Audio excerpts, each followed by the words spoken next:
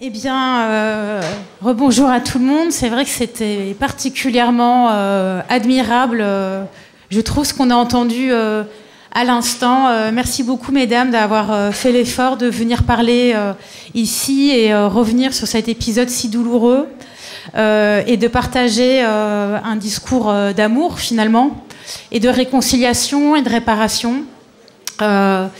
Le temps que tout le monde se remette un petit peu en place, je vais me présenter très brièvement. Je m'appelle Jade Lingard, je suis journaliste à Mediapart, je travaille sur l'écologie.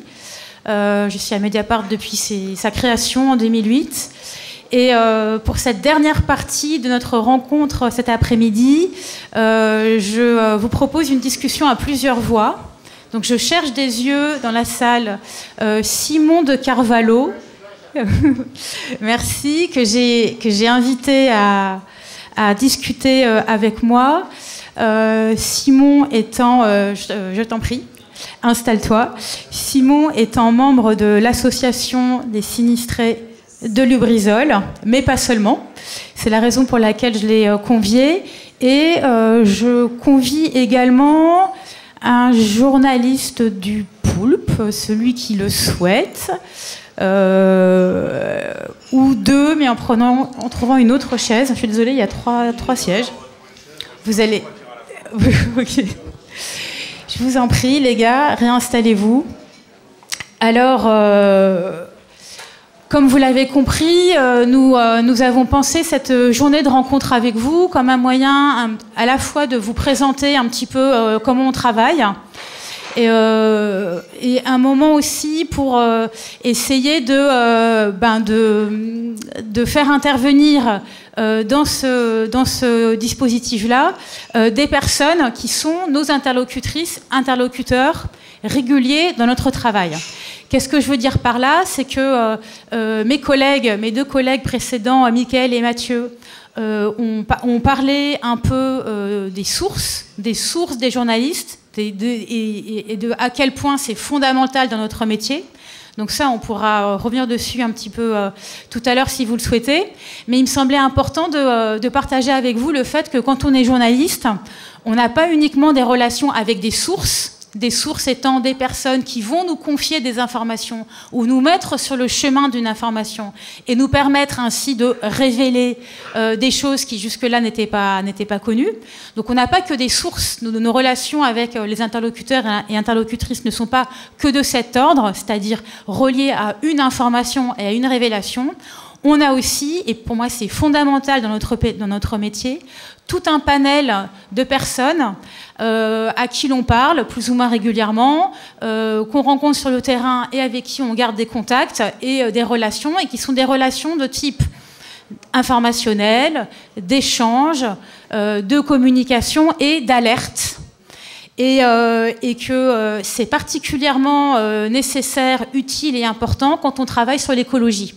Et pourquoi? Parce que l'écologie, évidemment, c'est une problématique, un sujet, une question extrêmement vaste qui traverse toutes les parties de la société, mais qui traverse aussi tous les modes de savoir. C'est-à-dire l'écologie, c'est à la fois une question de science. Voilà, pourquoi est-ce que le CO2 est un gaz qui réchauffe le climat et provoque le dérèglement climatique? C'est une question d'économie. Combien ça coûte, combien ça va coûter de s'adapter à cette nouvelle société du dérèglement climatique?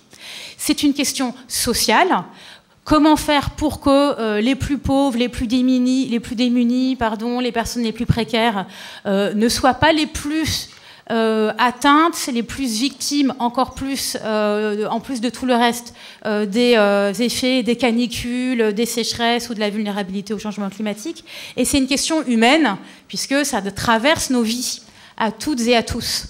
Et donc, quand on est journaliste face à un tel sujet si énorme, si écrasant, comment faire? Comment faire pour raconter des choses qui soient pertinentes? Et quand on se pose cette question-là, on ne peut pas simplement réfléchir en termes d'informations à sortir, parce que des informations à sortir, il y en a trop. Il y en a énormément. Et il faut en sortir tout le temps. Mais sortir une information pour sortir une information sans aucun lien en fait, avec un public, en fait, ça ne sert à rien. En tout cas, ça risquerait de ne servir à rien.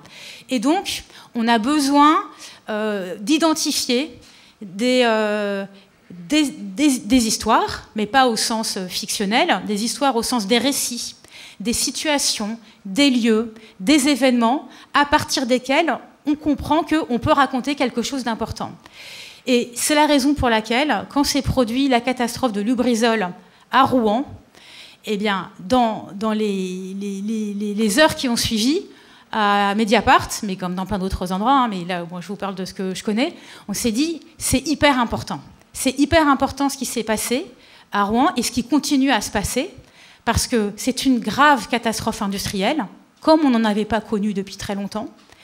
C'est une catastrophe qui a provoqué énormément d'inquiétudes, et vous êtes, vous ici, encore beaucoup mieux placés que moi pour le savoir, et peut-être vous souhaiterez en dire un mot quelque part, mais c'est aussi une catastrophe qui a été accompagnée quasiment immédiatement par un discours des autorités, des institutions publiques, des pouvoirs publics, qui était un discours, par définition,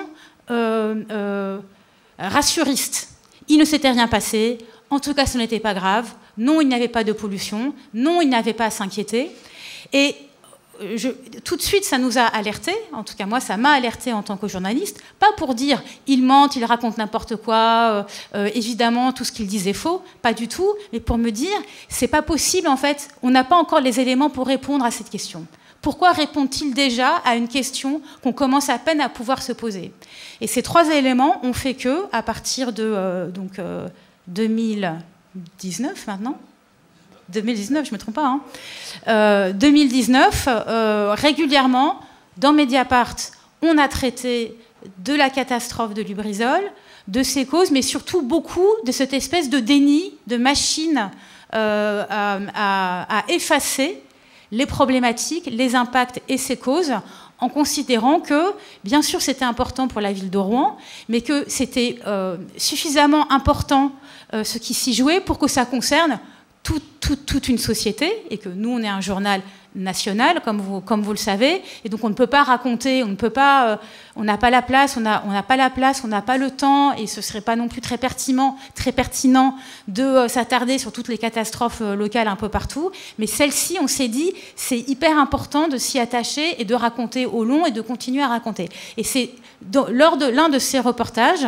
que j'ai fait, que j'ai rencontré Simon, donc ici présent, Simon de Carvalho, donc comme je l'ai présenté au tout début, membre de l'association des sinistrés de Lubrizol, et j'ai tenu à ce qu'il soit là pour vous proposer un petit échange avec lui sur et je vais commencer par cette première question, et comme ça pendant ce temps-là j'allume ton micro, qui est une première question qui est si on se replonge, alors même si c'est difficile et douloureux de se replonger dans cette situation de 2019, quand on est un habitant ou une habitante d'une ville, d'un quartier qui se retrouve impacté par quelque chose qui semblait a priori inimaginable, quand on habite pas très loin, une catastrophe industrielle qui provoque une pollution visible et odorante, dans cette situation-là, qu'est-ce qu'on attend d'un média ? Et à quoi ça peut servir finalement de faire du journalisme et de travailler dans un média, dans cette situation-là, comme habitante à habitant, qu'est-ce qu'on attend en fait d'un média dans ce moment-là? Eh bien, merci Jade. Eh bien, on attend beaucoup de choses d'un média. Déjà, c'est qu'il nous informe, c'est-à-dire qu'il nous donne une information claire et précise. Et on a bien vu qu'avec cet accident, l'information a été diluée. C'est-à-dire qu'on avait un préfet qui utilisait un jargon qui n'était pas le nôtre, toxique mais pas trop, pas de toxicité aiguë. On ignorait réellement ce à quoi on faisait face, pour ceux qui ne connaissaient pas cette usine Lubrizol. Et puis, très rapidement, on a vu l'information aussi, la mort de Jacques Chirac, effacer cette catastrophe. Donc, pour nous, ici, habitants qui attendions l'information, eh bien, on a vu que les médias aussi passaient vite à une autre information, et ça c'est aussi une autre problématique avec laquelle j'aimerais aborder aujourd'hui aussi, c'est la façon comment on traite l'information. Et si encore une fois, on se replonge un peu dans ce moment-là de 2019 et donc les jours qui suivent l'accident de l'usine de Lubrizol, rétrospectivement, pour toi, donc habitant, mais du coup qui est devenu militant, face à ce que tu voyais, c'est-à-dire à la fois l'exposition à cette catastrophe, l'inquiétude de la pollution qu'elle allait créer et l'absence de réponse que tu vivais de la part de la puissance publique, de l'État et des autorités locales. Encore une fois, si on se dit c'est dans cet espace-là que peut-être un média peut être utile, ou des médias peuvent être utiles, que du journalisme en tout cas peut être utile, qu'est-ce qui a manqué de la part de ces médias dans leur traitement, rétrospectivement, tu penses, sur ce sujet? Mais déjà, d'une part, de l'indépendance, c'est-à-dire que tout le monde le sait, hein, aujourd'hui la plupart des médias appartiennent à des grands groupes, donc c'est difficile pour un journaliste de pouvoir commenter l'information de façon indépendante. Et puis on fait face aussi là à une catastrophe extraordinaire, donc on manquait aussi de technicité, c'est-à-dire de gens qui investiguent et qui s'accaparent vraiment le sujet. Et un point important aussi que nous avons rencontré, parce que nous avons rencontré énormément de journalistes, que ce soit de la télévision, presse écrite ou autre, vraiment beaucoup, on s'est aperçu que beaucoup de rédactions n'avaient pas un journaliste dédié à tel ou tel sujet.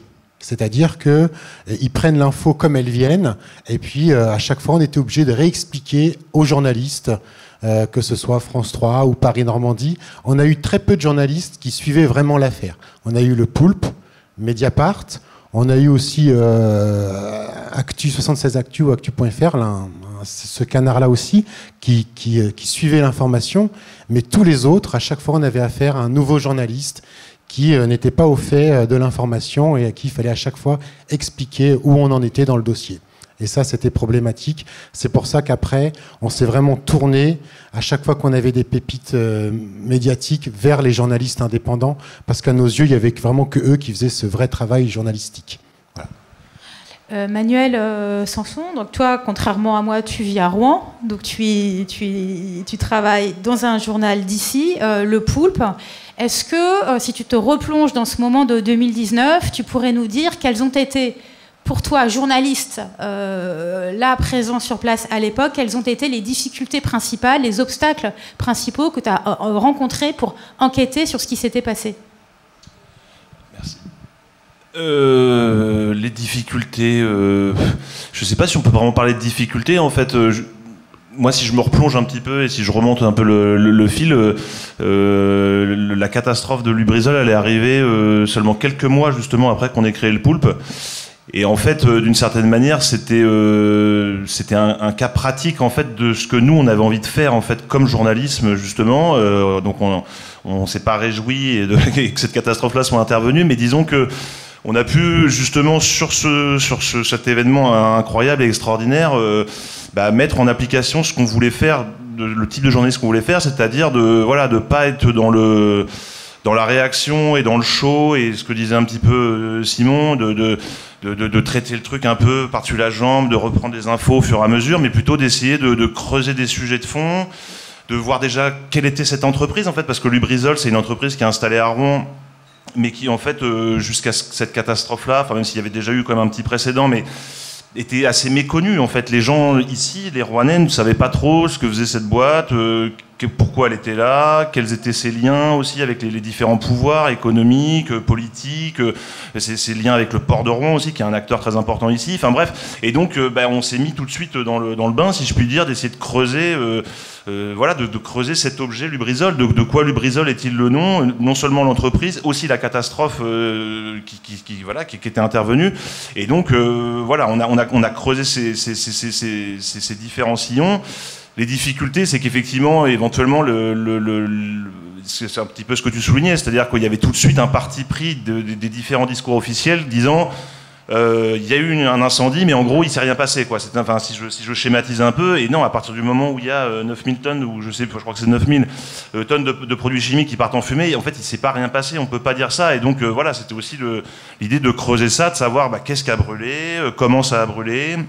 quelles sont les conséquences éventuelles sur la santé, sachant qu'effectivement, en fait, au démarrage, on sait pas grand-chose, voire on sait rien, parce qu'on sait pas quels sont ces produits. Personne n'a jamais, prévu ce truc-là et essayer de savoir, en gros, voilà, ce que ça peut donner, en gros, sur l'humain, sur l'environnement. Et donc voilà, c'était toutes ces pistes qui s'ouvraient devant nous, d'un point de vue journalistique, pour essayer de creuser tous ces sillons-là, et sachant que c'était vraiment un sujet qui était très intéressant en termes d'objets journalistiques, dans le sens où c'était de l'écologie, c'était de l'environnement, de l'économie, de la politique, enfin tout était réuni dans Lubrizol en fait, tout est réuni, et donc c'est vrai que c'était de ce point de vue-là, c'était très intéressant de travailler là-dessus, quoi. C'est intéressant de dire tout était réuni, la dimension politique, la dimension pollution, la dimension humaine, la dimension santé. Et en même temps, c'est ça qui rend la chose difficile à démêler. C'est-à-dire que quand tous les fils sont pris dans une pelote, où on sent bien qu'il y a une dimension systémique, c'est la raison pour laquelle on s'y intéresse. On dit il y a des choses intéressantes, il y a plein de questions auxquelles il faudrait pouvoir répondre, et en même temps ça rend les enquêtes difficiles, puis il y a beaucoup d'émotions, il y a eu aussi assez rapidement de la part de la préfecture une certaine exaspération vis-à-vis des critiques qui lui étaient portées, et donc les questions posées par les journalistes n'étaient pas nécessairement, en tout cas on n'avait pas toujours de réponse à nos questions. Moi je me souviens même, nous on a reçu, ce qui est rare, des droits de réponse, parce que, comme on l'a évoqué depuis le début, quand une personne est mécontente, particulièrement mécontente d'un article, elle peut attaquer un média en diffamation, mais avant la diffamation, il y a une autre étape qui est le droit de réponse. Et ça, c'est un droit, dans le droit de la presse.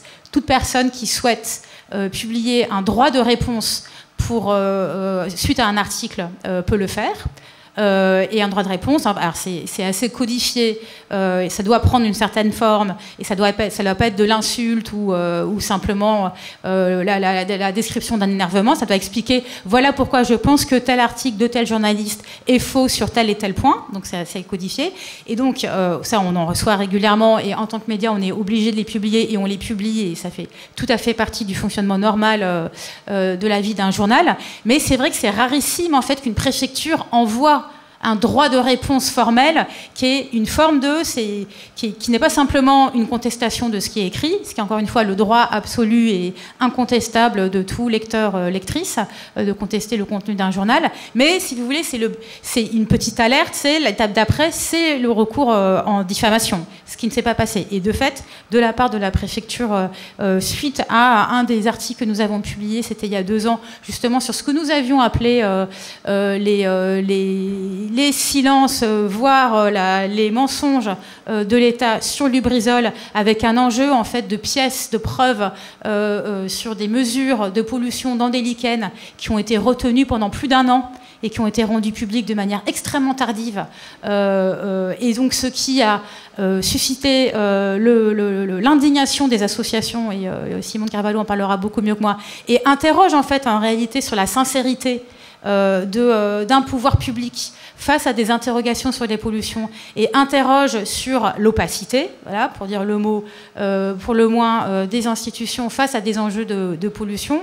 Et bien, de son côté, l'État, la préfecture, pour ce que nous avons vu de leur part dans nos interactions avec eux, ont été extrêmement sourcilleux, procéduriers, et très peu ouverts à la critique en réalité. Donc on a bien vu là qu'on avait touché à quelque chose d'extrêmement sensible, et de fait qui est extrêmement sensible, qui en réalité pose la question de la confiance.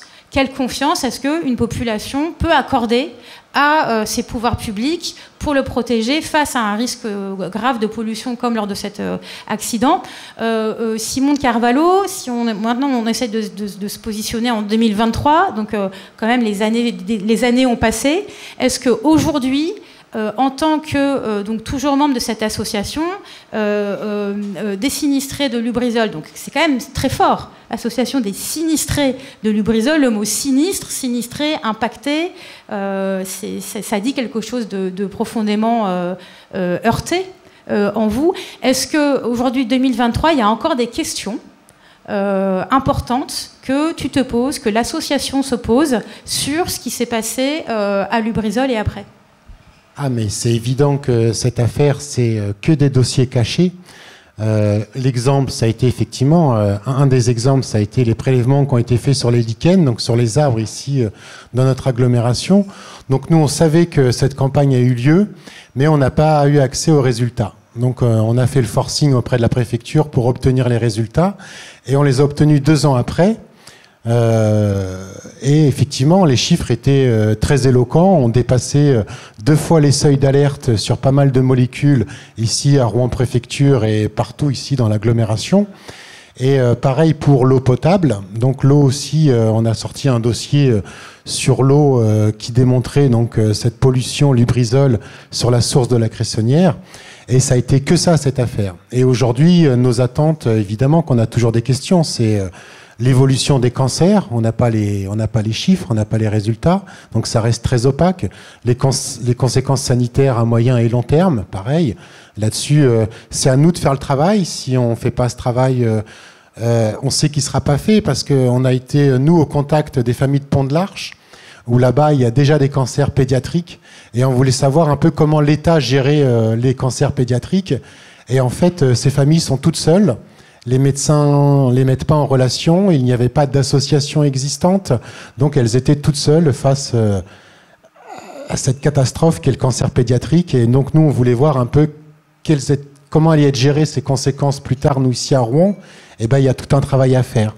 Donc aujourd'hui, on est bien content d'avoir aidé les copines de Pont de l'Arche sur ces cancers pédiatriques. Elles ont créé une association et aujourd'hui, elles se battent. Donc on espère qu'elles vont porter le dossier en justice. Et voilà, donc les inquiétudes, elles sont nombreuses, bien évidemment, puisqu'il y a une volonté de l'État de cacher l'information. Donc quand il y a une volonté de cacher l'information, c'est qu'on peut avoir des craintes, oui, tout à fait, sur notre santé et celle de nos enfants. Alors, la question de la volonté, c'est précisément ce que contestent la préfecture et la puissance publique. Ils disent non, c'est pas vrai, on ne veut pas cacher. Donc là, c'est un des désaccords en tout cas que l'association des sinistrés de Lubrizol a avec la préfecture, c'est la question de l'intentionnalité, ce qui est une question qui revient d'accidents industriels en accidents industriels, Lubrizol ou ailleurs, la question de mais cette opacité qu'on retrouve dans quasiment tous les cas, opacité donc encore une fois sur l'information de suivi des effets, les mesures des pollutions et leur potentiel impact. En fait, il y a ce qui s'est passé ici de manière sans doute extrême se retrouve dans d'autres endroits, et on constate d'un endroit à l'autre qu'il y a très vite la question de poser mais pourquoi est-ce que les autorités agissent comme ça? Est-ce intentionnel? Donc, juste pour dire que là aussi, il y a quelque chose de systémique qu'on retrouve vraiment en de très nombreux endroits. Ce qui est saisissant, c'est que début 2023, il y a un autre incendie important qui s'est produit toujours dans la périphérie de Rouen. C'est celui de Bolloré Logistique. Et on s'est reparlé à cette occasion-là. Parce que moi, en tant que journaliste toujours à Paris, voyant cet incendie Bolloré Logistique, je me suis demandé dans quelle mesure ça allait être de nouveau une grosse source potentielle de pollution et quelle serait la réalité du suivi, quelle enquête allait être faite, etc. Bref, que c'était aussi de nouveau un événement important en termes de catastrophe industrielle. Et dans les différentes personnes que j'ai appelées à Rouen, que j'avais connu grâce à, enfin si on peut dire, en tout cas dans le contexte de l'accident de Lubrizol, habitants, élus, militants ou personnes en alerte face à ce type de solution, j'ai rappelé Simon, et en fait tu étais de nouveau sur le pont. Est-ce que tu peux nous dire pourquoi ? Oui, alors et juste pour terminer sur la préfecture, ils avaient créé une réunion qui s'appelle Comité de transparence et de dialogue. Voilà, la réponse, elle est dedans. Si vraiment tu veux dire la vérité, t'intitules pas une réunion comme ça, surtout que mon ami Gérald Decor, il est là dans la salle, et lui, carrément, il a été tricard de cette réunion. C'est-à-dire que le préfet, il voulait pas avoir affaire avec lui, parce que c'est un technicien, il sait de quoi il parle, et qu'il aurait été quelqu'un qui aurait effectivement porté de gros problèmes au préfet et à ses mensonges. C'est le préfet. Donc voilà. Donc quand il y a une gêne quelque part, voilà, le préfet n'hésite pas à interdire carrément à un élu syndicaliste de participer à la réunion alors qu'il était invité. Et pour terminer sur Bolloré, oui, carrément, on a... Alors pourquoi de nouveau sur le pont? Parce que en France, il n'y a rien qui est organisé lorsqu'il y a une catastrophe écologique. C'est-à-dire qu'il n'y a pas de suivi des victimes. Donc normalement, il y a l'AVIP, l'aide aux victimes, qui est une association étatique payée par l'État, qui est censée faire ce travail. Mais non, personne n'a été au contact de la population de Grand Couronne. Donc nous, notre association, on y a été. Et on voulait voir aussi l'impact du sinistre sur le terrain. Et c'est là qu'avec Jade, on s'est aperçu des retombées, des débris de cet incendie. On s'est aperçu aussi en allant au contact de la population. Personne n'a été au contact de la population, ni élu, ni journaliste. Et ça faisait une semaine que la catastrophe était passée. Et en allant au contact de cette population, on s'est aperçu que les maisons étaient fissurées suite aux explosions de l'entrepôt Bolloré. Et puis surtout, plein de personnes en état de choc psychologique qui ont souffert et qui ont vécu une catastrophe, encore une fois, un rappel de Lubrizol. Et donc, oui, l'importance d'aller sur le terrain, de taper aux portes et de regarder, de voir avec exactitude ce qui se passe, parce qu'entre ce qui était écrit dans les médias locaux, Paris Normandie, France 3, etc., il y avait une grosse différence entre la réalité, c'est-à-dire la pollution telle qu'elle on la voyait sur site. Et heureusement que des journalistes indépendants viennent enquêter et révéler l'information, ce qui a d'ailleurs derrière eu une répercussion, puisque on voit bien que l'industriel suit l'information, puisque derrière, avec le préfet, ils ont envoyé des équipes pour nettoyer le terrain. Chose qui n'avait pas été faite et qui n'aurait pas été fait si nous n'avons pas été sur le terrain et si Mediapart n'avait pas sorti l'article. Ce que je trouve intéressant, très intéressant aussi dans toute la démarche qui a été celle de ton association et des autres associations qui font partie de ce collectif Lubrizol, donc qui sont tous ces habitantes et habitants qui se sont mobilisés et organisés en réalité suite à la catastrophe, c'est qu'une fois passé, parce que là on résume en quelques minutes quelque chose qui a duré évidemment des années, enfin comme ici les personnes présentes le savent très bien, mais voilà, une fois passé l'alerte, la colère, l'indignation, la dénonciation, les manifestations, les rassemblements, les pétitions, tout ce travail d'alerte que vous avez fait, a germé à un moment l'idée de créer un institut éco-citoyen. Et Et j'aimerais bien que tu nous dises, que tu nous présentes en quelques mots, Simon, quel est ce projet d'institut éco-citoyen, parce que d'une certaine manière, je trouve que c'est un projet qui est un peu au carrefour d'une réaction, d'un discours militant d'habitants et d'un travail d'information auquel les journalistes participent, mais ce travail d'information, comme vous le savez, en tout cas moi, comme je le défends, il est en réalité beaucoup plus large. Les journalistes ne sont pas les seuls à produire de l'information. L'information est produite de plein de manières. Et donc un des enjeux aujourd'hui, me semble-t-il, notamment autour de ces questions de pollution industrielle, de pollution liée agricole, de pollution de pesticides, etc. C'est face à des pollutions si diffuses et si permanentes, c'est qu'est-ce qu'on arrive à organiser, à monter, à inventer comme dispositif d'information, d'alerte, de récolte de preuves, de récolte de données, chose auxquelles des médias peuvent participer, travail d'élucidation que des médias peuvent produire ou tenter de produire, mais avec finalement peu de moyens. Et donc, dans ce contexte-là, cette idée d'institut éco-citoyen me semble assez nouvelle et potentiellement fort intéressante. Pourrais-tu nous expliquer un peu ce que vous avez en tête ? Alors oui, donc... Alors moi, j'ai pas envie de passer ma vie. Moi, je suis un père de famille, et donc mon premier, c'est d'élever mes enfants. Donc, je veux pas passer mon temps à me battre contre des industriels et des politiciens. Donc, on a eu dans l'idée de créer un institut éco-citoyen, c'est-à-dire que des gens devraient travailler. Alors, vous allez me trouver naïf, mais on a porté le sujet à la mairie de Rouen. Il y a des écolos et des socialistes. On s'était dit, bon, et après une catastrophe comme Lubrizol, peut-être qu'il fallait avoir aussi une réponse. Donc on a fait cette demande de créer cet institut éco-citoyen. Donc il serait une association portée par des citoyens, sorte des citoyens experts. Hein. Donc nous, on devient experts sur le sujet, sachant que l'environnement, c'était pas du tout notre notre base de travail. Moi, j'étais plus dans le social. Et on s'est aperçu qu'effectivement, à chaque fois, c'est toujours la même affaire. Hein, c'est-à-dire que si un institut était présent et à chaque fois qu'il y a une catastrophe, aurait l'équipement pour aller capter la pollution, une rapidité pour arriver sur site et une indépendance sur le travail qui est fait, eh bien, on avancerait vachement sur ces questions existentielles.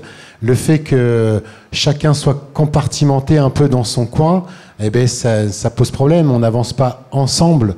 Et donc cet Institut éco-citoyen, il en existe un à Fos-sur-Mer qui a plus de 10 ans d'existence, un se crée en Bretagne. Alors après on le modèle en fonction de notre territoire. Mais effectivement ici l'urgence, on est quand même, c'est le couloir de la chimie, on est dans un endroit hyper pollué. Nous, il y a 2 ans, on a fait une campagne de prélèvement de cheveux sur des recherches de polluants sur plus de 100 enfants ici dans l'agglomération. C'est ça le travail de l'Institut, ça pourrait être ça, c'est-à-dire qu'on s'est aperçu après Lubrizol qu'il n'y avait aucune donnée en fait. On pouvait se baser sur aucune donnée antérieure car aucun prélèvement n'a été effectué. Du coup, on ne peut pas mesurer l'impact d'un incendie comme Lubrizol dans notre environnement. C'est quand même ouf. Je veux dire, on ne peut pas accepter ça. On doit absolument doter notre territoire d'outils capables de faire des prélèvements, de stocker des données. Et le jour où il y a un événement, une catastrophe, on peut tout de suite agir et comparer. Donc Lubrizol, les dirigeants de cette usine sont très contents qu'il n'y ait aucune volonté citoyenne de faire ce travail. Aujourd'hui, il y en a une. Alors il faut savoir que cette demande d'institut a été refusée par la mairie de Rouen. Donc sans motif, mais on sait très bien que ça les gêne parce que nous on a bien vu dans l'affaire Lubrizol qu'il y a qu'ils sont très amis. Au conseil d'administration siégeait le président du département de cette usine, par exemple. Donc il y a vraiment un rapprochement entre élus et industriels, et c'est très compliqué, venant des politiques, de mettre quelque chose en place. C'est vraiment à nous, citoyens, de mettre quelque chose en place et de faire pression pour que cet outil existe et perdure. En Bretagne, il va se créer parce que c'est les cancers pédiatriques là-bas, donc c'est chaud quand même d'enterrer un enfant. Alors, je veux dire, c'est quand même grave. Il faut vraiment un réveil citoyen là-dessus. Et si demain, ça doit être notre avenir ici à Rouen, nous, on espère le créer bien avant que la catastrophe arrive, en fait. Parce qu'on a bien compris que 10 000 tonnes de produits cancérigènes, reprotoxiques, mutagènes, c'est pas tout de suite que l'impact il est, même si on a déjà des gens qui ont plein de problèmes de santé suite à cet accident. Mais encore une fois, on est chacun dans notre coin et on meurt seul avec le cancer, on se bat seul avec le cancer, et il est temps d'agir bien avant, bien en amont. Surtout ici à Rouen, dans le bassin, où ici on est passé, quand on arrive à avoir des chiffres, le cancer est la première cause de mortalité ici, et c'est passé là il y a quelques années par rapport aux maladies cardiovasculaires. Donc c'est vraiment le fléau ici à Rouen, c'est le cancer. Il faut se battre par rapport à la transparence sur ces informations-là. Cette expérience de l'accident de Lubrizol, elle est aussi instructive sur un autre point qui est une de nos difficultés en journalisme. C'est comment informer sur le temps long face aux pollutions. C'est-à-dire que l'accident, c'est l'événement, voilà, c'est disruptif, il y a un avant, il y a un après. Et donc, ça interrompt le ronron de l'actualité et se produit un événement qu'il faut essayer de comprendre, dont il faut comprendre les origines et dont il faut comprendre les effets. Mais des accidents industriels et encore plus des accidents graves, heureusement, en France, il y en a extrêmement peu. On a des milliers de sites industriels dont l'immense majorité diffuse une pollution continue, alors qui est régulée par des arrêtés préfectoraux, et une pollution qui n'est pas nécessairement toujours dangereuse ou toxique, mais on vit dans un monde qui est continuellement alimenté en flux de pollution, des pollutions bien souvent invisibles, des pollutions de substances qu'on ne connaît pas forcément. C'est tout ce qu'on est en train de découvrir aujourd'hui avec les PFAS, qui sont ces polluants dits éternels, qui enfin sont sur la place publique. Il y a eu une enquête remarquable remarquable publiée dans Le Monde. Je ne sais pas si vous avez eu l'occasion de la lire, mais si vous ne l'avez pas fait, je vous la recommande. Ça explique hyper bien. C'est une enquête internationale par un consortium de journalistes. Quelqu'un tout à l'heure posait la question. Je trouve que c'est un bon exemple de vraiment utilité d'un consortium international quand on voit ce résultat. Mais donc, combien d'années, des décennies après le début de l'émission de PFAS, enfin, cette substance devient un objet médiatique plus grand public. On voit bien à quel point c'est difficile, et pas simplement parce que c'est difficile d'avoir de l'information, c'est que c'est difficile de trousser des articles, de fabriquer des sujets qui suscitent l'attention du lectorat. Donc c'est pour ça que tout à l'heure je parlais de récit, c'est qu'il y a cet enjeu, il me semble, qui est assez particulier à l'écologie. C'est pas unique à l'écologie, hein. Je pense ça peut se retrouver sur d'autres problématiques, mais elle me semble particulièrement vivace sur des problématiques d'écologie. C'est qu'il ne suffit pas d'avoir identifié un problème, une substance toxique, une réglementation pas assez protectrice, une information pas assez accessible, un matériau potentiellement dangereux. Il ne suffit pas de l'avoir identifié pour que ça intéresse. Pour que ça frappe les esprits, et encore mieux, que ça provoque une réaction de la part des institutions, des autorités. Donc c'est pour ça que sans arrêt, nous en tant que journal, on va demander aux poulpes comment eux, ils travaillent, ils affrontent cette difficulté de leur côté. Mais nous, on est sans arrêt en train de se demander, ok, on a ça comme information, on a ça comme remontée de terrain, on a ça qui nous arrive comme élément d'alerte. Est-ce que là, on a les bribes d'une histoire? Et encore une fois, pas une histoire au sens fictionnel, mais une histoire au sens, un récit dont on pense que ça pourrait suffisamment toucher les personnes pour qu'elles lisent l'article ou les articles, et que ça mette une question une question un peu souterraine, que ça la mette plus au grand jour. Et avant de passer la parole à Manuel, c'est la raison pour laquelle j'ai invité une autre personne de collectif, c'est Laetitia Sanchez, qui fait partie de ce collectif qui se bat contre l'autoroute A133, A134, qui va faire l'objet d'un rassemblement dans quelques semaines. Voilà, et à qui voilà, vous êtes aussi élu, vous êtes maire, vous êtes élu écologiste à la région. Mais c'est pas à ce titre-là d'élu écologiste que j'ai proposé que vous interveniez, même si c'est tout à fait respectable en soi. C'est vraiment en tant que membre de ce collectif, parce que voilà, les collectifs d'habitants, il y en a plein. Et vous faites partie des personnes qui, nous, journalistes, nous permettent d'identifier en fait des problématiques d'aménagement de territoire ou de pollution ou de destruction de terres naturelles et agricoles. Enfin voilà, quelques exemples parmi les multiples problèmes d'écologie. Vous faites partie en fait des personnes qui nous permettent de travailler. Non pas que derrière on se dise on n'a qu'à reprendre ce qu'ils disent. C'est pas ça du tout. Mais c'est ce que j'ai essayé d'expliquer au début, dans cette relation en fait qui se noue à un moment entre un journal et une société. Vous faites partie des personnes qui nous disent attendez, prenez le temps, là oui vous êtes submergés, vous journalistes submergés de demandes, de mails, d'appels sans arrêt, ce qui est vrai, mais là ça mérite que vous vous arrêtiez parce qu'il se passe quelque chose d'important. Est-ce que Laetitia, vous voulez bien nous dire en quelques mots pourquoi c'est important ce combat contre l'A133 et 134? Oui, merci. C'est un combat ancien, 1972, c'est mon âge. Et là, on est vraiment dans la seringue, on va dire, puisque c'est le moment où on va décider si on finance ou pas ces grands projets. Donc le collectif non A133, A134, il est composé de 50 composantes associatives de l'Eure et de Seine-Maritime, communes de l'Eure et de Seine-Maritime, de l'Eure surtout, élus, syndicats, enfin voilà, on est vraiment riche de cette variété. On fait partie également d'une coalition nationale, la Déroute des routes. On participe également aux événements des soulèvements de la Terre qui sont dans l'actualité aujourd'hui. Et donc dans ce cadre-là, on va monter un festival début mai pour faire connaître à la population les enjeux de ce sujet destructeur pour le climat, pour l'environnement et pour nos santé. Évidemment, on devient tous experts, comme vous l'avez dit, quand on est touché d'abord dans son jardin. C'est toujours là que ça commence, l'engagement. Là, on se documente et là, on devient voilà, un expert du quotidien. On l'a vu avec la Convention pour le climat, quand on explique, quand on se documente, on trouve les sujets et on ne comprend pas ensuite que ce ne soit pas davantage relayé par les médias.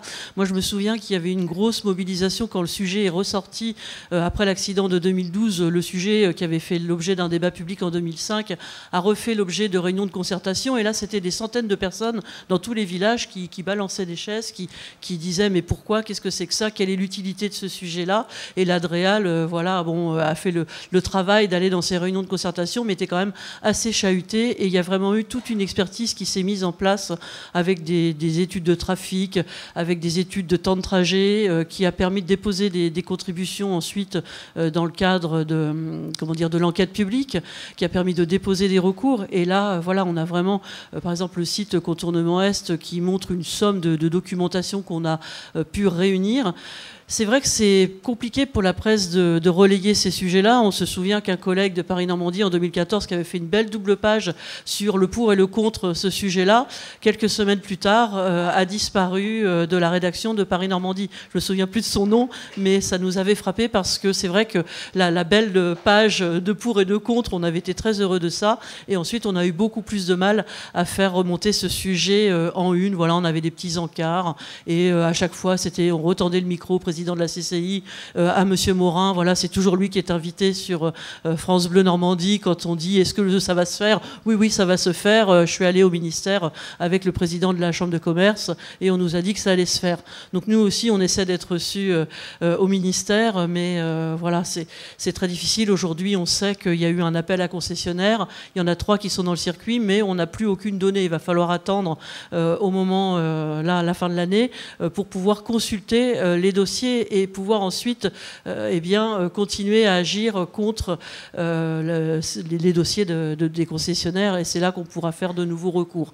Donc beaucoup d'énergie, c'est vrai, je comprends, tu vois, on est tous pris dans des sujets comme ça, on est tous, oui, à la fois peut-être élus, mais aussi citoyens, puis on travaille avec d'autres dans des collectifs. Voilà, quand il y a eu la fuite de Mercaptan en 2013, Delphine Batho est venue à Rouen, mais déjà à l'époque, la transparence, on ne l'avait pas. On avait posé la question au gouvernement, à l'Assemblée nationale. Voilà, tu vois, c'est vrai que nous aussi, on est souvent les écologistes minoritaires dans les majorités.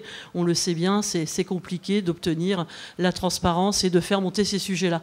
Donc là, c'est par la mobilisation, voilà, ce festival. On vous invite vraiment à venir dans l'heure le week-end du 8 mai. Il y aura vraiment, voilà, des groupes de musique, des conférences, des balades naturalistes. Ça va être très sympa pour défendre la forêt de bord, pour défendre notre environnement, parce que voilà, ça ne va pas du tout. Je ne vais pas rentrer dans le détail, mais ça n'apportera rien aux Rouennais et ça va vraiment saccager notre environnement à tous, notre climat, notre biodiversité. Voilà, je ne rentre pas dans le détail de l'argumentaire, ce n'est pas le sujet aujourd'hui. Merci Laetitia. Et j'ai une question du coup pour tous les deux, avant de passer le micro à Manuel et de vous donner la parole à vous dans la salle pour poser les questions que vous voulez poser sur Lubrizol ou sur autre chose en écologie à Mediapart. C'est du coup tous les deux, depuis là où vous êtes, depuis vos mobilisations, pardon, qu'attendez-vous d'un média ? Qu'attendez-vous d'un média d'enquête ? Qu'attendez-vous d'un média qui dit, ben voilà, moi je suis un média indépendant, je peux enquêter, je suis prêt à mettre un peu de moyens, mais qu'est-ce qui vous semblerait utile ? Parce que nous, depuis notre rédaction à Paris, on a tous les matins une conférence de rédaction, tous les matins on discute des sujets soit de la journée, soit ceux sur lesquels on va enquêter. Donc on passe notre temps à faire le tri dans les sujets, en fonction de ce qui nous paraît plus important, un peu spécifique, une information exclusive ou quelque chose où on n'a rien d'exclusif, mais il se passe un truc un peu diffus et on dit il faut essayer de comprendre un peu mieux. Mais donc c'est depuis notre regard à nous et avec tous les biais qui sont les nôtres, géographiques, sociologiques, professionnels. Moi, ça m'intéresserait de savoir, vous, en tant que personne impliquée dans ces mobilisations-là, qu'est-ce que vous attendez d'un média indépendant sur les sujets qui vous animent ? Oui, alors votre rôle est crucial et puis on remercie Mediapart de tenir bon depuis 15 ans et puis le Poulpe aussi de le rejoindre dans ces enquêtes indépendantes. On est vraiment aujourd'hui à un moment où il faut mettre en perspective les sujets parce que c'est vrai qu'on se bat sur un tas de petits sujets, mais tout ça, ça fait qu'on est à un moment charnière de changement de modèle. On le voit aujourd'hui, voilà, les routes, à un moment c'était cool, une route c'était bien, ça allait désengorger.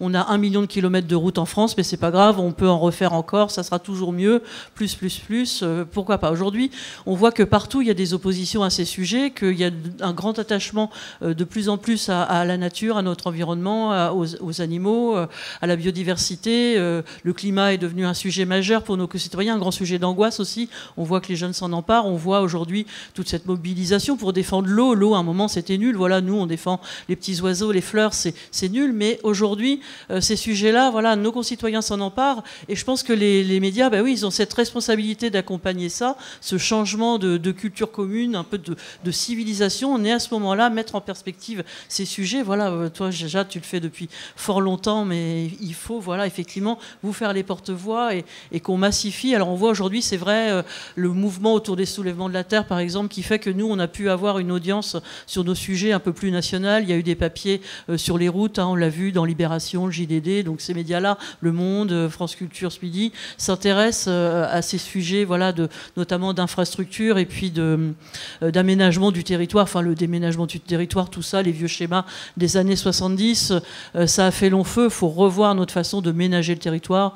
On parle du zéro artificialisation nette, voilà, qu'est-ce que ça veut dire, comment on fait, comment du coup on vit autrement, on habite autrement, on se déplace autrement, on consomme autrement, les terres agricoles, à quoi ça doit servir. Enfin, vous voyez, ça re-questionne tout ça. L'eau, évidemment, c'est crucial.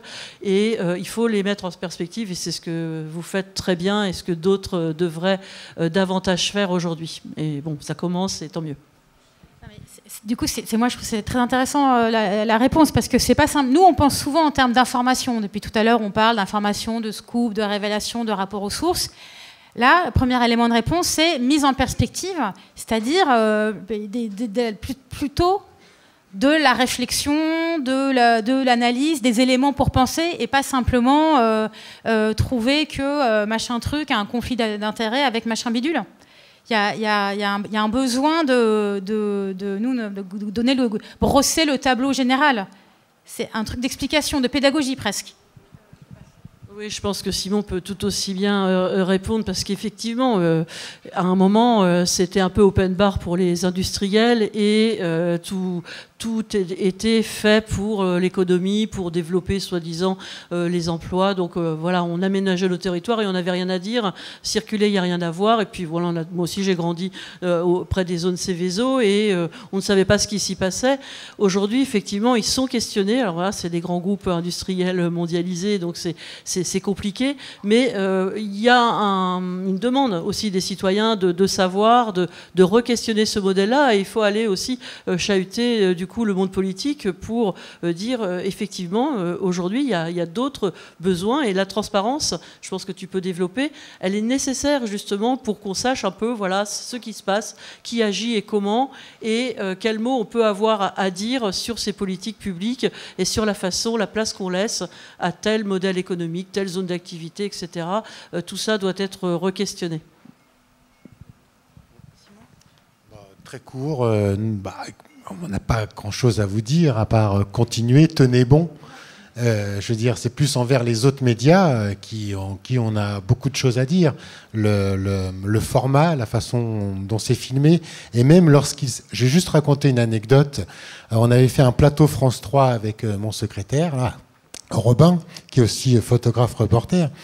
Et donc, il y avait le président de France Chimie, qui est aussi Air Liquide, donc président de Air Liquide, là, ici, et qui est aussi président de Upside Boucle de Seine, qui est une association d'usines, 4 usines les plus polluantes ici à Rouen, qui se sont unies parce que ils ont très peur de la réponse citoyenne et qu'on s'accapare le sujet, en fait, de cette pollution industrielle.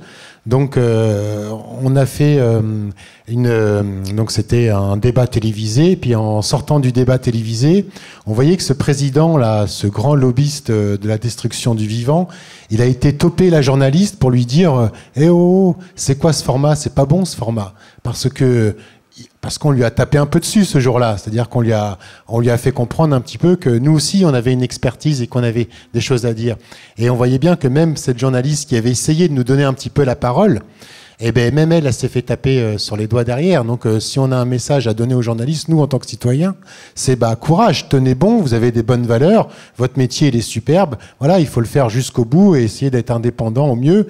Et c'est vraiment dans les rédactions aussi que se pose la problématique. Sinon, non, sinon vous faites bien votre travail, vous posez toujours les questions, remise en question, et puis nombre de fois où on a eu cette chance de pouvoir collaborer ensemble, et bien on a toujours été, ça a toujours été constructif derrière. Voilà, vous avez toujours eu l'envie d'enquêter sur les éléments qu'on vous a donnés, alors que les autres journalistes, c'était qu'est-ce que tu as à me donner. Enfin voilà, il y a vraiment une remise en question sur le métier de journaliste, et heureusement que vous êtes là, le Poulpe, les journalistes indépendants, pour pouvoir justement faire ce travail, parce que c'est catastrophique, les médias, en règle générale, pour nous, en tout cas, en tant que citoyens. Bon, merci beaucoup, Simon. Alors là, moi, ça me paraissait important de profiter de ce moment pour donner la parole à ces collectifs, mais les industriels, les acteurs économiques, les pressions des acteurs politiques existent aussi. Et Gilles, pour le Poulpe, je pense peut nous en donner un exemple flagrant, puisque le Poulpe aujourd'hui est directement confronté à des pressions particulièrement inquiétantes de la part d'une entreprise sur laquelle vous avez enquêté. Alors je crois qu'on n'a plus qu'un seul micro. J'espère qu'il y a assez de...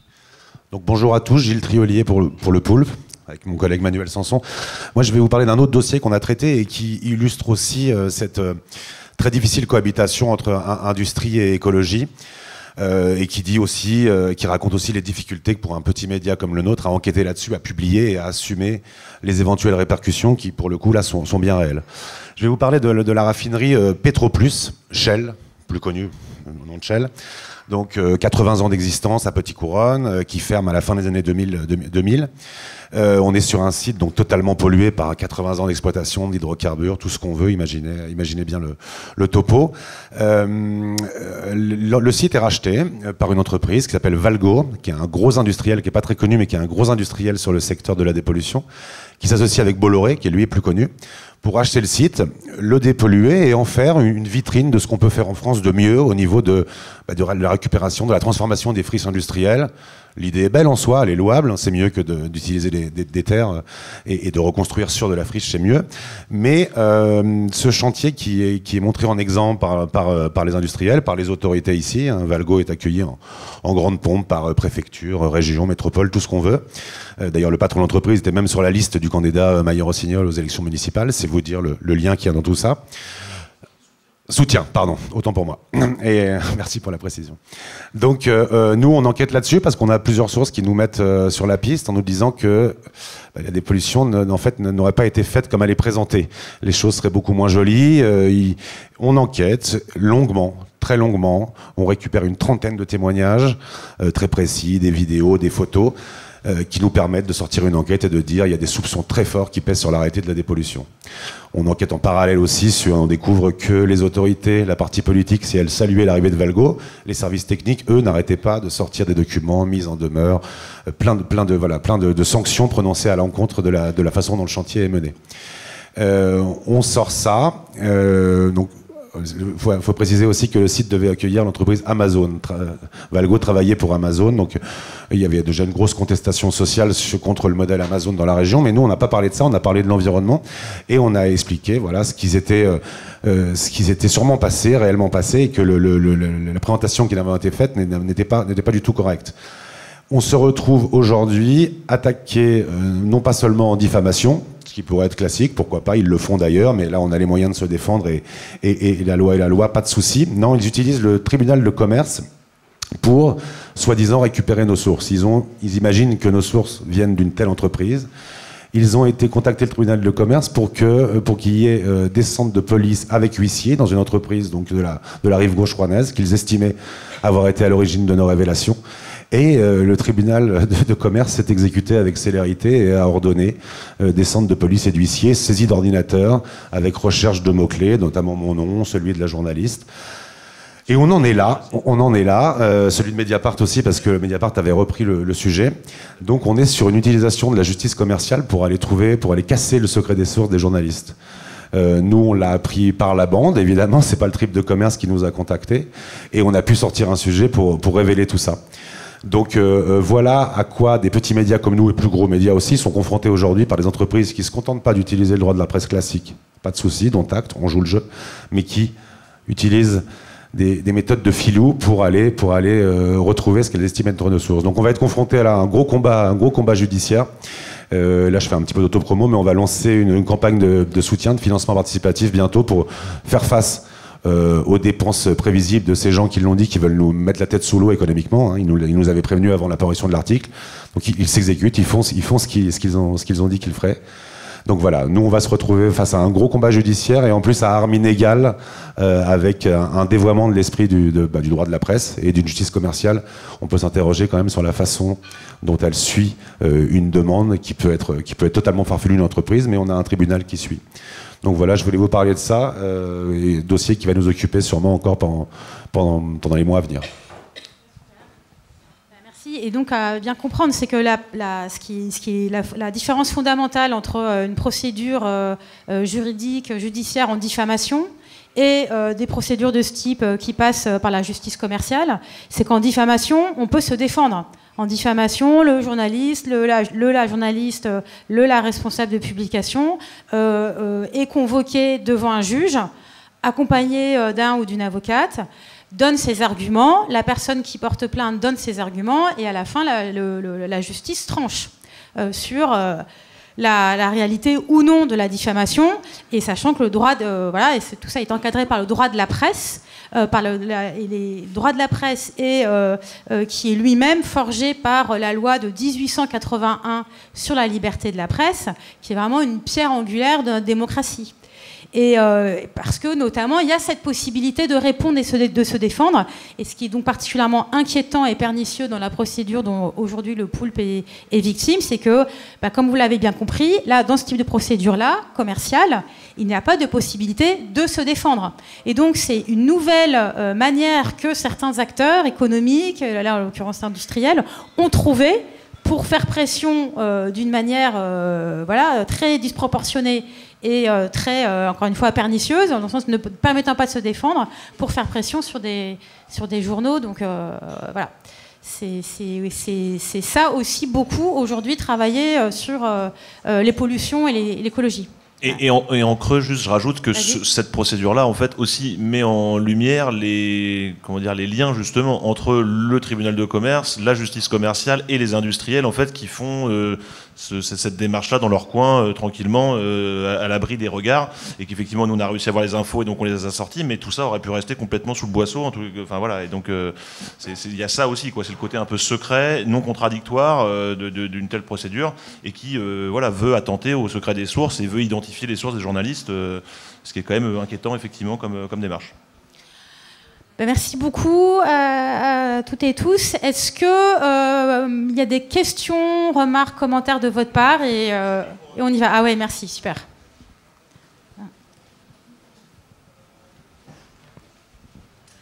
Oui, bonsoir. Je suis un peu comme Simon, j'ai été un peu au cœur de Lubrizol. Alors, il y a des tas de choses qui ont été dites qui me semblent fort intéressantes et qui donnent un arrière-plan de ce que l'on peut vivre, notamment dans la métropole. Lubrizol, c'est une entreprise qui a été créée par les Américains, comme tout le monde le sait, dans les années 50, qui était la seule entreprise qui ne faisait pas grève en 1968, parce qu'il y avait quand même une très forte...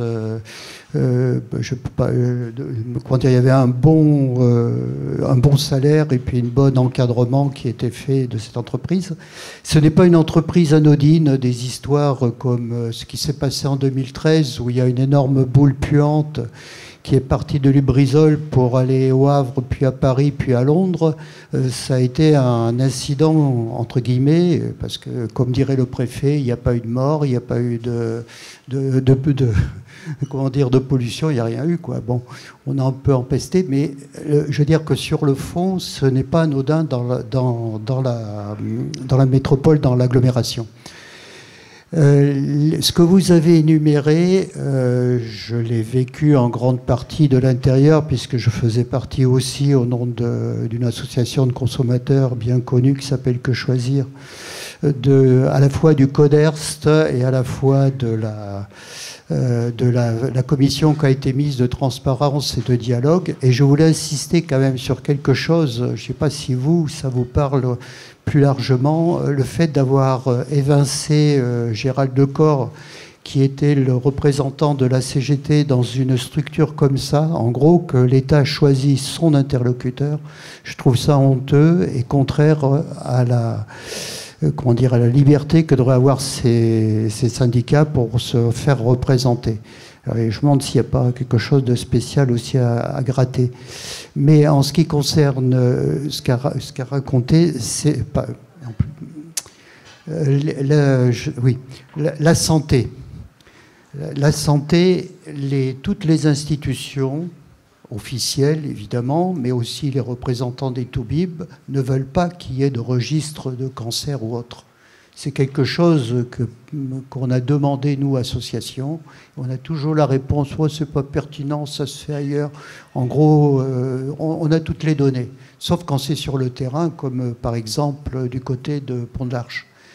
C'est quelque chose qui, évidemment, ça dépasse le cadre local de l'agglomération de Rouen et ça devrait être traité et demandé au niveau national. C'est des lois qu'on devrait mettre en place pour que, quand il y a un soupçon d'empoisonnement quelconque, on recherche, comme pour les PFAS ou autres. Mais pour en revenir à ce que Simon appelait l'Institut éco-citoyen, on est dans une agglomération, comme tout le monde ici, quand vous êtes de Rouen, qui est truffée de sites Seveso. Hein.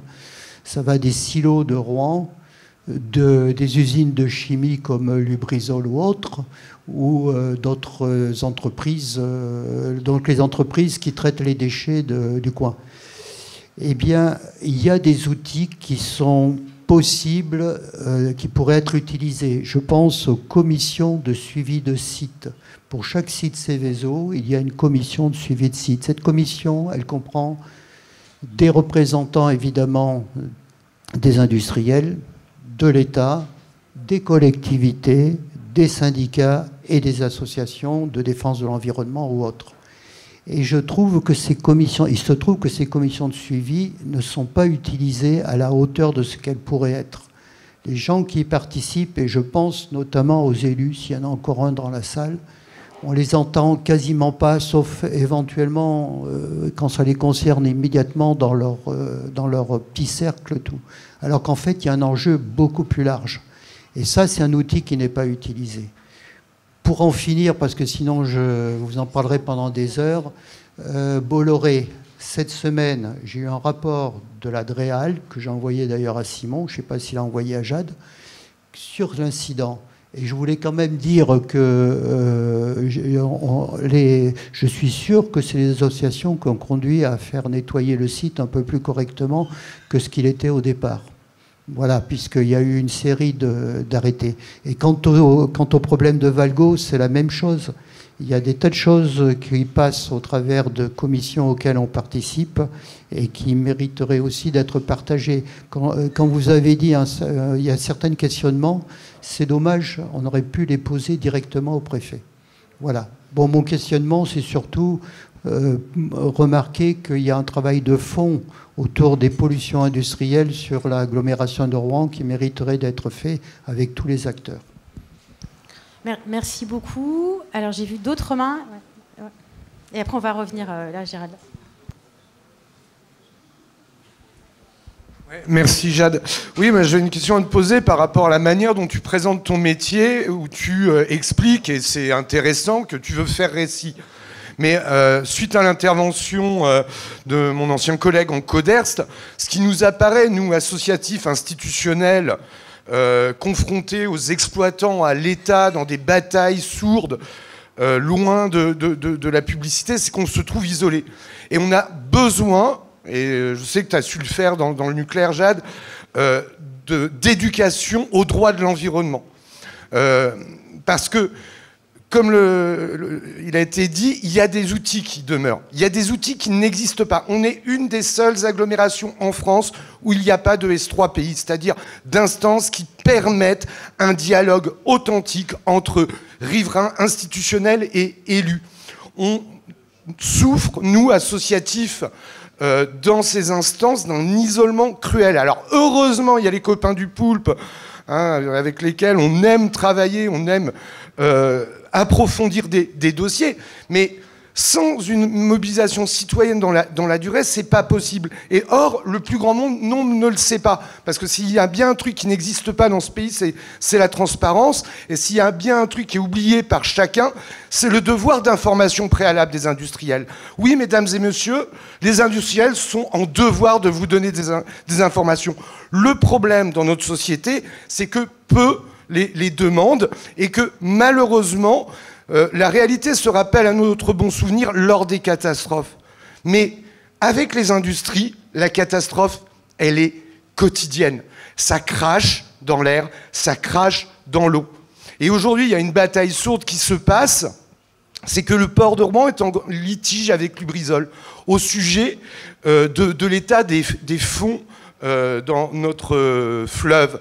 Qui intervient dans cette bataille, qui essaie de faire pencher la balance contre cet industriel 3 fois coupable. Parce qu'il a été question de 2013, hein, Laetitia a rappelé l'épisode du Mercaptan.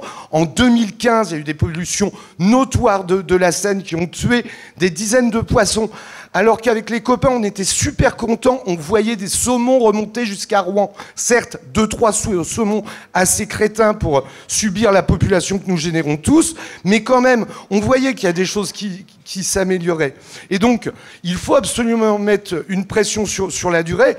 L'idée de Simon, d'un institut éco-citoyen, est un outil possible, mais il faut surtout saisir tous les instruments qui existent dans la loi.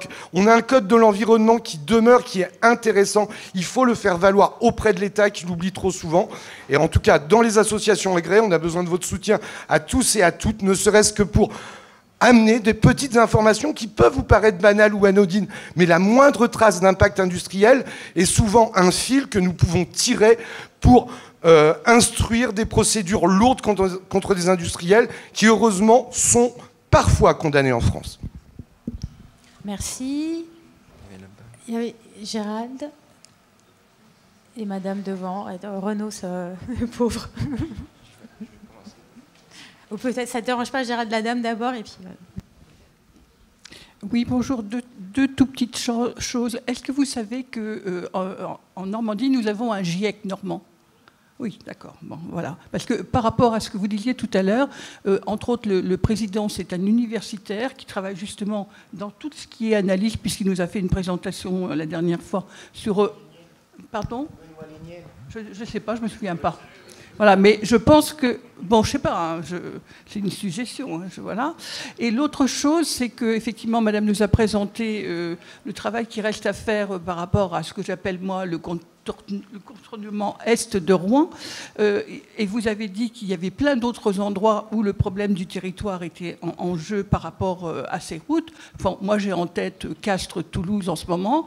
J'ai la descente de monsieur que veut se faire notre ami, notre très grand ami. Oui, il est grand, hein. Gendre idéal, Laurent Wauquiez. Je ne sais pas si vous savez, là, il y a un dossier qui est en train qui va aller plus vite que la musique. Je me dis, c'est très, très important que nous allions faire la fête le 8 mai. Mais je dis que sur le territoire, oui, sur le territoire, il faudrait que nous fassions la fête tous en même temps dans les endroits sensibles de ce type. C'est-à-dire que le 8 mai, c'est pour les autoroutes, voilà, machin. Et puis, le 15 mai, ça sera pour la fermeture des maternités. Voilà, enfin, bon. Alors, Gérald, et après on revient vers vous.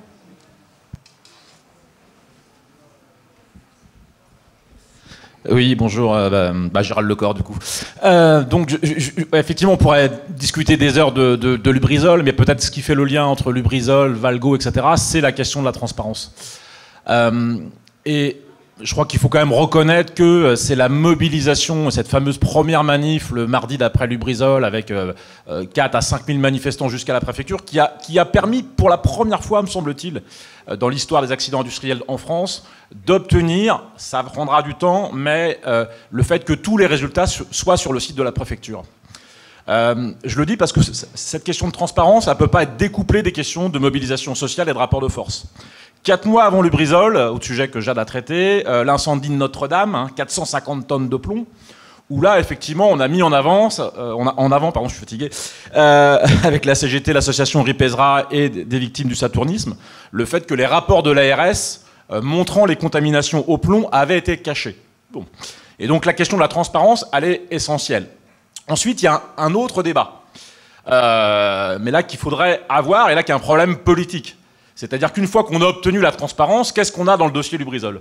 On a un peu de plomb, un peu d'amiante, un peu de furane, un peu de dioxine, un peu d'HAP, les hydrocarbures aromatiques polycyclines, et de l'amiante, bien évidemment. Bon, et on a un discours très habile, mais qui est un discours très politique des autorités politiques, en nous disant, pour chaque produit, on est en dessous d'une valeur de référence. Bon. Et par contre, dans le reste de votre vie, quand vous n'êtes pas dans les industries, on vous dit le contraire. On vous dit, vous fumez un peu, vous buvez un peu d'alcool et vous mangez gras. Là, vous allez exploser les risques de maladies. Par contre, quand on est dans les polluants industriels, il n'y a vraiment aucun risque. Bon, et on aura la même chose effectivement sur Bolloré. Les résultats ont été publiés d'ailleurs presque avant qu'on les demande cette fois. Et effectivement, la question, c'est l'absence d'un débat public qu'on a exigé à plusieurs reprises entre les experts du gouvernement, qu'on ne connaît pas, et on a demandé un débat public avec nos experts citoyens sur les risques de cette polyexposition. Donc ça, c'est le premier point. Et si, à l'époque, Madame Borne, donc, qui était la ministre de l'Environnement, qui est ensuite ministre du Travail et maintenant la première des ministres, elle s'était engagée à la publication d'un certain nombre de courriers d'Edréal effectivement publics, et si demain, par exemple, les courriers de l'Adréal, ceux de l'inspection du travail, les rapports d'assurance, etc., étaient mis sur les sites des industriels, sur les sites des préfectures, etc., eh ben, on avancerait dans la transparence et dans le débat public. Et aujourd'hui, il y a un recul. Il y a un recul, effectivement, parce que on est dans un État, dans des gouvernements au pluriel, parce que la gauche n'a pas fait mieux, effectivement, d'abord de protéger les industriels sur ce sujet-là. Juste un mot quand même, parce que c'est l'autre sujet de Lubrizol, c'est le pourquoi. Et là, on peut dire que 3 ans et demi après, le dossier pénal, il avance très peu. On a une première expertise qui nous confirme que le feu part de chez Lubrizol, mais dans les hypothèses, 2 hypothèses majeures, un lampadaire, un chariot élévateur, etc., mais d'autres qui ont été évacués, on ne sait pas trop pourquoi. Une deuxième expertise, notamment à la demande de la CGT, qui a été rendue en janvier, 3 ans et demi après, et on va avoir des demandes d'actes, etc. Donc on va être dans un dossier pénal qui va nous prendre 6, 7, 8, 10 ans, un peu comme on a eu avec AZF à Toulouse. Juste pour finir sur cette question de transparence, oui, la question des registres des cancers. Aujourd'hui, nous, on le sait, côté CGT, on a beaucoup de salariés de sites industriels avec des atteintes de cancer, soit juste avant, soit juste après la retraite. Et le fait d'avoir un registre des cancers avec des carrières qui soient retracées permettrait effectivement de mettre en évidence ce côté-là. Et puis, il y a des sujets, pour répondre à la question de Jade, sur qu'est-ce que des médias indépendants comme Mediapart et Le Pool devraient traiter. Des sujets de mise en visibilité de ce que le travail fait comme atteinte sur les populations ou sur les travailleurs et les travailleuses. Bon, il y a un sujet dont on parle depuis des mois, c'est le sujet des retraites. Donc on parle de la mobilisation. Mais par exemple, il y a un sujet qui n'est jamais traité, parce que c'est toujours 1 + 1 + 1, c'est les inaptitudes au travail. Et les salariés qui sont inaptes au travail. En Normandie, c'est le chiffre de la DRETS, 5000 travailleurs et travailleuses tous les ans en Normandie sont inaptes, et 95% sont licenciés, parce que le travail n'est plus adapté à leur pathologie. Mais on n'en parle pas, parce que c'est 1 + 1 + 1. Les morts au travail, c'est 2 par jour. Depuis le début du mouvement sur les retraites, parce qu'on parle des fois de la violence des manifestants, vous imaginez, 3 poubelles ici, des abribus, nous on n'est pas pour ça, je rassure tout le monde, ni pour les pneus brûlés d'ailleurs, voilà, on essaye de faire qu'il n'y en ait pas. Mais depuis le début du mouvement, il y a au moins 180 morts du travail. Et cette violence-là, qui est une violence du quotidien, qui est une violence patronale, par exemple, puisqu'on parlait de Bolloré, je vais vous dire un mot sur Bolloré. Bolloré, il y a 3 ans, a été reconnu coupable pour un accident du travail sur le port, un salarié qui est tombé de 45 mètres. Ils ont été reconnus coupables par le tribunal et ils ont pris 5 000 € d'amende. Lorsqu'une manifestante, il n'y a pas plus tard de 3 semaines au Havre, a pris 6 mois avec sursis pour avoir allumé un feu de poubelle. Donc on est aussi quand même sur ces questions-là. Et je finis, il y a un des ministres qu'on n'a pas parlé, là je fais une page de pub gratos, parce que c'est quand même, voilà, pour vous dire que le présumé violeur Darmanin, le ministre qui ne reconnaît pas les violences policières, sera lundi matin à l'école de police de Wassel, et que, ah oui, il vient quand même, et donc au moins la CGT est solidaire, appelle un rassemblement à 8h30 devant l'école de police, et on vous y attend nombreuses et nombreux.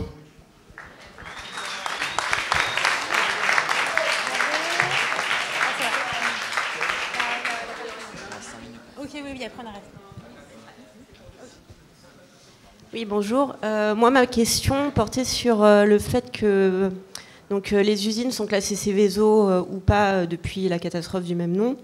Et pourquoi il n'y a pas de principe de précaution qui est mis en place en cas de problème de ce type, sur ce type d'usine, justement, qui a au potentiel risque sanitaire, du coup, comme il y a pu y avoir un principe de précaution très élevé pour le Covid, par exemple. Un principe de précaution, vous voulez dire comme quoi? Par exemple, fermer l'usine le temps de savoir ce qui s'est passé? Par exemple, on sait que un confinement préventif des habitants de Rouen, qui étaient donc en train de se lever pour aller au travail ce jour-là. On sait qu'il y a l'alarme des pompiers qui retentit chaque mercredi du mois, justement, pour tester. On se demande à quoi elle sert, si c'est pas ce genre de catastrophe. Voilà. C'était ma question. Ouais, mais c'est une question effectivement qu'on a relayée un moment dans Mediapart, parce qu'en effet, il y avait un système d'alerte disponible qui n'a pas été utilisé par la préfecture. Et en effet, nous, on a relayé des analyses de plusieurs expertes et experts disant que face à un épisode de pollution fort comme suite à un accident, en fait, effectivement, la meilleure manière de protéger les gens, c'est qu'ils restent chez eux. Sauf qu'il n'y a aucune éducation, aucune pédagogie, aucune explication, aucune communication vraiment pratique et concrète à comment se comporter face à un moment une émission forte de pollution. Effectivement, cette question nous est remontée à plein de reprises. Ça me paraît une bonne question. Il y a une intervention là. Sur la sirène, en fait, juste pour répondre sur la sirène, c'est que la préfecture en gros avait expliqué que en gros ils n'avaient pas déclenché la sirène parce que ça allait mettre tout le monde dans les rues en fait, et créer un mouvement de panique, et que ça allait tout paralyser, y compris les moyens de secours en fait qui devaient se déplacer pour aller intervenir sur l'usine. Et en tout cas c'est comme ça que ça a été justifié. Je dis pas que ce soit la bonne option, mais en tout cas c'est ça les autorités, c'était la version des autorités là-dessus. Ouais. La peur de paniquer les gens. Ouais. Oui, et c'est le cas du dispositif, et c'était la même explication que le non-déclenchement de l'alerte sur les smartphones dont j'ai oublié le nom. C'était la même explication, ce qui est paradoxal, ne pas alerter les gens. Ouais. Non, là je pensais pour Bolloré Logistique. Ouais, pour Bolloré Logistique, c'est ici un département pilote en fait pour ce dispositif. Ça a coûté d'ailleurs des millions d'euros et ça n'a pas été utilisé. Comme le temps file, ouais. Ouais, j'ai une petite question, Jade. Je voudrais revenir sur ce que tu as dit tout à l'heure par rapport au fait que du récit journalistique. En fait, c'est vrai qu'aujourd'hui, le journalisme, il a pas mal évolué depuis une quarantaine d'années. Et aujourd'hui, on ne peut pas faire de journalisme si on ne raconte pas une histoire, comme tu disais tout à l'heure. Et aussi cette question de temporalité. En fait, aujourd'hui, avec l'affaire Lubrizol, on voit bien que maintenant, la bagarre, elle est surtout juridique. Et alors, comment toi, en tant que journaliste d'investigation, tu peux continuer à faire vivre cette affaire Lubrizol, continuer à donner des informations, et comme disait Madame tout à l'heure, aussi, je dirais, de former les gens, de leur donner des informations qui leur permettent de réfléchir et de se faire une idée de leur propre chef. Comment tu peux continuer à faire des articles pour toujours, je dirais, garder le fil de l'affaire Lubrizol, alors qu'on est dans un temps mou? Voilà, c'est ma question. C'est une super question. C'est une question qu'on se pose tout le temps, en fait, sur plein de sujets. Mais c'est vrai, en particulier le Lubrizol, de manière hyper concrète. Qu'est-ce qui pourrait faire article là maintenant dans Mediapart sur Lubrizol? Eh ben typiquement une suite judiciaire. Tout à l'heure Gérald évoquait le dossier pénal. Typiquement le rapport d'experts qui dit que l'origine de l'incendie, ou un rapport d'experts qui dit les trucs incendies n'étaient pas aux normes. En tout cas, une pièce du dossier qui apporte un nouveau regard sur ce qui s'est passé. Ça fait article tout de suite. Ça pourrait être un témoignage, parce qu'on a très peu eu en fait, témoignage de l'intérieur de l'usine, de personnes travaillant chez Lubrizol, disant moi j'y étais, ou j'y étais au moment où s'est passé l'accident, ou j'ai reçu des messages, des mails internes qui nous disaient qui alertaient sur le mauvais état de l'usine, et en fait ça n'a pas été écouté. En tout cas, vous voyez, des communications internes. Ça ferait événement, parce que pour l'instant on en a très peu eu, voire quasiment pas. En dehors de ça, donc ça veut dire des informations qui sont fortes en elles-mêmes et qui sont un peu disruptives, qui apportent vraiment quelque chose de nouveau sur le dossier. En dehors de ça, là, à ce stade, ce serait la manière de revenir sur Lubrizol, ce serait de trouver des formats, mais on y réfléchissait un peu il y a quelques mois au journal, plus de type un peu documentaire. C'est-à-dire qu'il y a un moment, des histoires comme ça, elles sont... alors j'espère que ça ne va pas vous choquer les mots que j'emploie, mais elles sont... ce qui parle, c'est de remettre tout ensemble. C'est-à-dire que dans des dossiers comme ça qui durent des années, et au bout d'un moment, il se passe ce que disait un peu Laetitia tout à l'heure, c'est-à-dire que les personnes hyper impliquées dans le dossier sont devenues ultra expertes et sont passionnés par le sujet, mais ça atteint un tel niveau d'expertise que ça peut devenir inaccessible ou difficilement accessible pour les personnes extérieures. Et donc, pour redonner un peu d'envie de s'y intéresser, et surtout, en dehors de l'envie, ça à la limite c'est une autre question, mais pour refaire ressortir l'importance de ce qui s'y joue, il faut revenir en arrière, refaire une synthèse, mais regardez en fait ce qui s'est passé. L'accumulation des mensonges, par exemple. On se prend les 10 plus gros mensonges, là j'improvise, les 10 plus gros mensonges du gouvernement, ou les 5 plus gros mensonges de Lubrizol. Vous voyez, le truc un peu où on peut se dire, tiens, en 4 ans et demi, il y a quand même eu des déclarations qui étaient mensongères. Vous voyez, des choses comme ça. Ça peut bien fonctionner en article. Je pense aux mensonges parce que c'est comme ça qu'on travaille sur Sainte-Soline. Alors c'est autre cadre, autre sujet, autre problématique. Mais avec mes collègues, là, on travaille beaucoup sur Sainte-Soline depuis 3 semaines, et on a un des angles qu'on travaille, d'ailleurs qui nous a valu des réflexions. Bref, c'est compliqué avec Gérald Darmanin. Mais c'est les mensonges, les mensonges de la préfecture, les mensonges de l'État. Comment ? Oui, c'est peut-être. Mais après, ça a généré des trucs. Bref.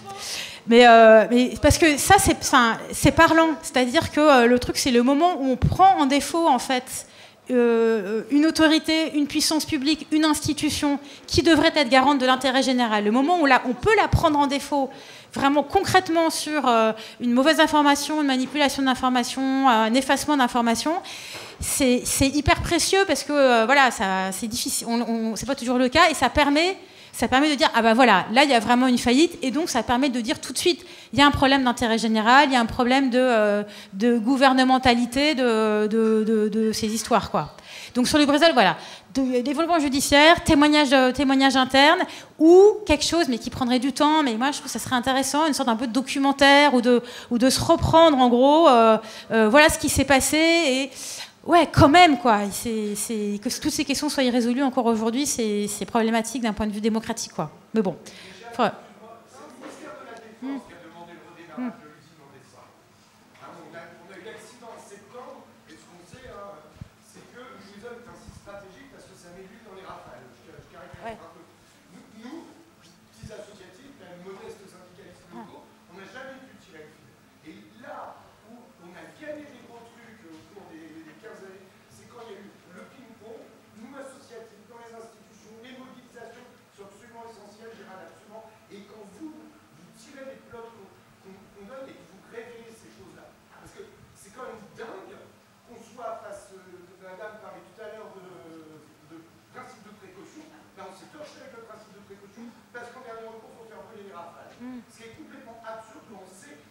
mémoire un conseil qu'on s'est pris sur la gueule, jusque dans le pays de la ville. Là, on n'a jamais pu le prouver.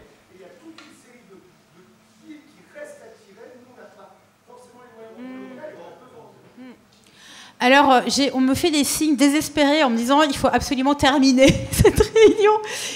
Mais merci, merci de cette remarque. Ce que je vous propose, donc il faut qu'on arrête là. Mais en revanche, je suis encore là. Et donc on peut continuer la discussion hors micro. Et donc, merci beaucoup à tout le monde d'être venu. Merci vraiment. C'était hyper intéressant. Je redis que donc il y a une offre anniversaire d'abonnement à Mediapart, 1 an à 15 €. C'est pas cher du tout.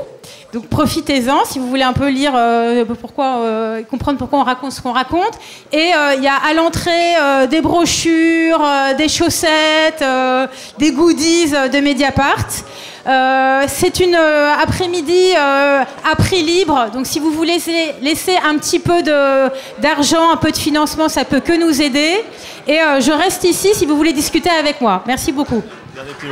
Ouais, juste un dernier petit mot pour vraiment tous vous remercier, toutes et tous, d'être venus aujourd'hui, et aussi pour remercier Mediapart quand même pour cette belle journée et cette belle invitation. Et le site du Poulpe donc est ouvert tout le week-end, tout est gratuit, venez découvrir, venez lire, et puis venez vous abonner par la suite. En tous les cas, merci beaucoup, merci.